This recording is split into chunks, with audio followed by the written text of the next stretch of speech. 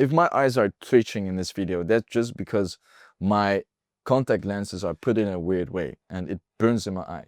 However, I wasted 2 years before getting my first web design client, and I always thought the next strategy will finally get me there. However, it didn't, and I want to tell you what did work. And today I'm running a web design agency that makes about 10 to 15K a month. And this wasn't because I found some magic growth hack. And if you're anything like me, and if you started out like me, you've probably tried everything. You've tried those weird outreach videos or techniques, strategies, Instagram content posting strategies.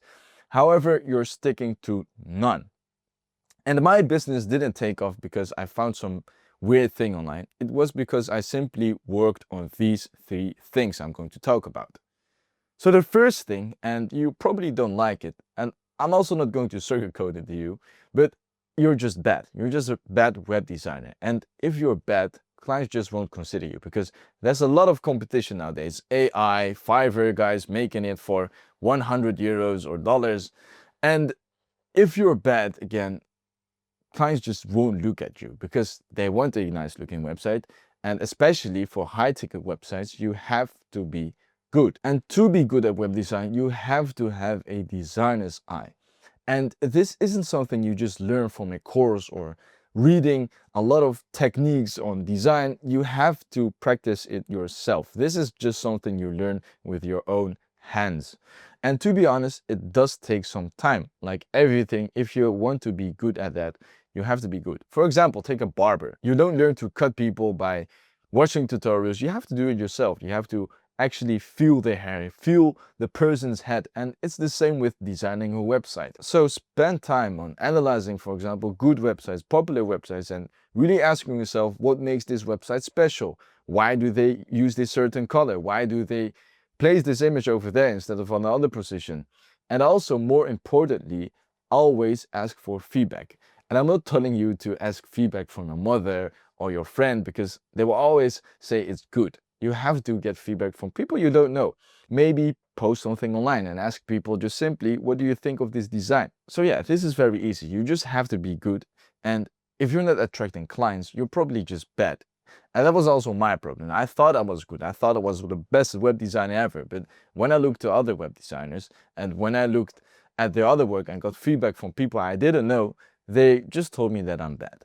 So that's the first thing you have to work on. Spend time on improving your web designs, and you have to be on a certain level before you can sell high ticket websites. And if you're trying to sell websites for 100 or 200, well, you don't have to be the best. You don't even have to be good. You just have to know how to make websites. But, well, you won't make money from selling low ticket websites. The second thing you have to work on is your own website.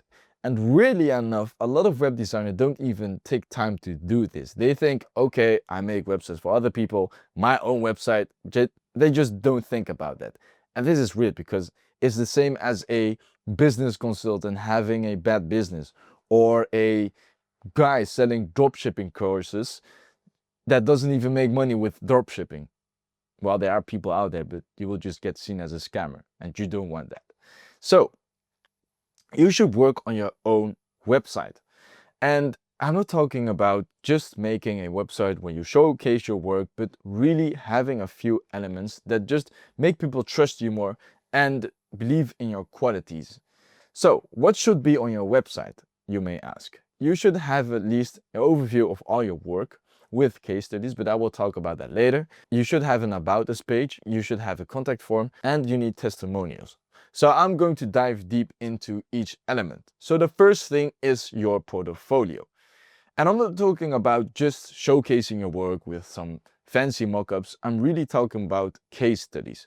So what did you do for the client? Why did this client choose you instead of another person? How did you approach this project? What were their problems before they came to you? And how did you solve it? And also showcase what you did by using high quality mockups. And this is really a lead magnet for your own website because that's the first thing people will look at. If they want to buy a website, they will want to see what websites did you make? How did you approach it? How do you work? So that's something very important to do. And because it is a lead magnet, you should also make a portfolio consisting of the client you want to attract. For example, you want to become the best web designer for let me say barbers. Well, you should have a lot of barber websites in your portfolio and talk about how you made his barber shop grow from 10K a month to 20K a month by using more conversions or better performance in their website. For example, I'm just saying something out of my head. And to make it even better, talk about your own approach. Maybe you work faster than everybody else. Maybe you have a special web design delivery system. I don't know, but you should talk about it.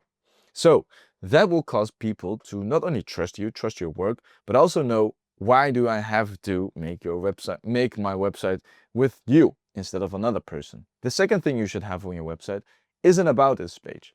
And many people skip this one because what I already said, many people just think, okay, my own website just should consist of my web design work and what I did for other clients and some fancy mockups. But people, especially nowadays, want to know who they are working with. So on the About Us page, you shouldn't talk about why the death of your dog led you to making websites, or how sad your family situation was, and that's why you wanted to provide for your family, and that's why you start making websites. No, you should focus the About Us page on what are you actually providing for your client. So talk about your approach. Talk about, for example, your experience. If you want to talk about yourself, you should do that. For example, you have studied 10 years in UX design and work with the biggest brands in another web design job. You should talk about that because that will make people trust you even more. Thirdly, your website should consist of testimonials.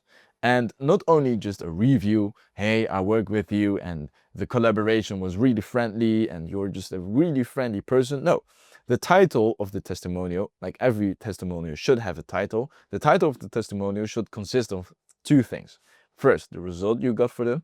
And secondly, you can talk about how the collaboration was. For example, you made a website for John and his conversions went up to 10%, for example. And the collaboration was really friendly. The title should be 10 times more conversion and a friendly collaboration. And then underneath that, you can put something about his experience with working for you. And even better nowadays, you'll see this a lot in info businesses, is maybe even a video. You can hop on a call with your client and just ask him, okay, how did you think the collaboration went? How did you think I approached this? What were your problems? And really a deep dive into the whole project in the format of a video. That will build a lot of trust because you can't really fake that. A testimonial, like everybody can go to ChatGPT, write a testimonial for me when someone works with me to create their website. Everybody can do that. And many people just don't trust that. But if you have a video, you actually show emotions of the client. You show yourself, you show how you talk even. And you really can deep dive into their problems and how you solved it. And last thing on your website, you should make it as easy as possible for people to contact you, because many web designers have crazy visuals, 3D animations, but they just have one email on the bottom of their footer. It's really weird because the people already trust you, they already believe in your quality. So the second step would be for them to contact you. But if you only have a website, or if you only have an email on the bottom of your footer, well, maybe people will even find it. So put your Instagram out there. Maybe make a widget that redirects people to your website. Make a Calendly booking link. Maybe even MySpace if you want to. Just literally make everything as easy as possible for people to contact you. So now you are good at web design and you have a good portfolio that showcases that. If you're still not getting clients, the reason behind that is that you're probably spending too much time on low leverage tasks. You spend too much time on recreating your portfolio website, or trying to find a new strategy, or I don't know what, trying to build your new web design studio, something weird like that. If you're already good at web design and you have a good portfolio, those are just the fundamentals. After that, you just should focus all your time on getting clients and the business side of web design. And to prove this, I have a very funny story. About a few months ago, I went to a really successful web designer. He had like a big office with 10 or 20 employees. So I was sitting in his room, I was sitting in his office, and the walls were made with glass. And I saw a lot of employees of him working behind the laptop. And I was curious, so I asked him, what are those people doing? He looked at me and he literally said, I don't know. I just manage them and I just tell them what to do. And that proves my whole point. You don't really have to be a good web designer.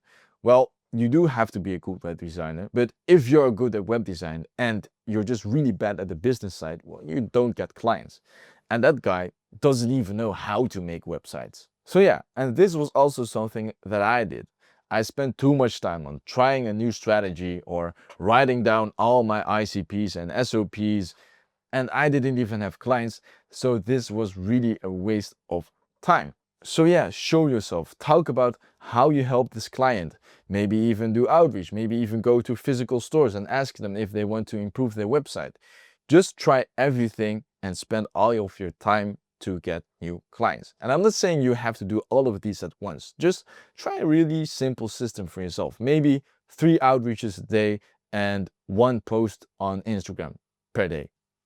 At the end of the month, you will have 30 posts and you will have 90 outreaches. That is a lot. That is better than none. And it will take time.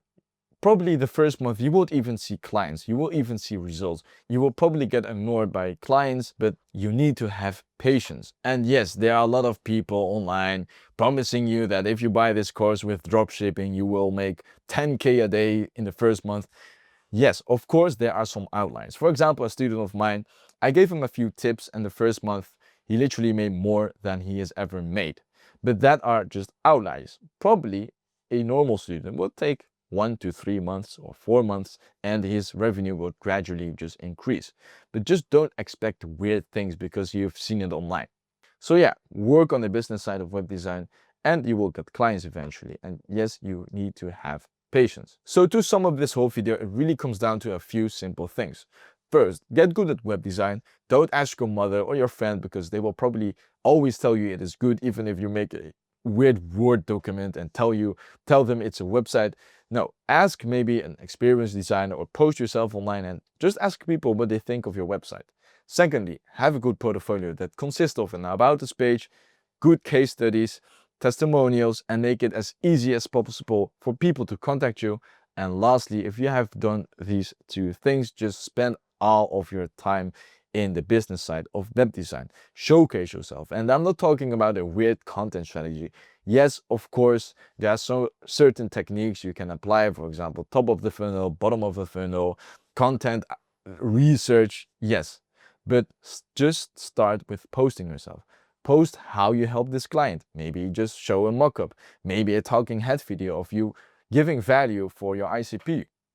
It's really that simple. It doesn't have to be that difficult. So with that being said, if you got a lot of value from this video, like and subscribe, follow my Instagram for more web design content, and I will see you in the next video.